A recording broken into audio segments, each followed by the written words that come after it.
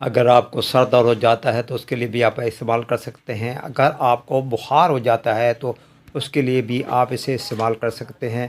اگر آپ کے جسم میں درد ہو رہا ہو تو اس کے لیے بھی آپ استعمال کر سکتے ٹھیک ہیں۔ ہے، آپ کی کمر میں اگر درد ہو رہا ہے تو اس کے لیے بھی آپ اسے استعمال میں لا سکتے ہیں۔ اگر آپ کے جوڑوں میں درد ہو رہا ہے تو اس کے لیے بھی آپ اسے استعمال کر سکتے ہیں۔ اگر آپ کے کان میں درد ہے تو اس کے لیے بھی آپ استعمال کر سکتے ہیں۔ اگر آپ کی داڑھ میں دانت میں درد ہے تو اس کے لیے بھی آپ استعمال کر سکتے ہیں۔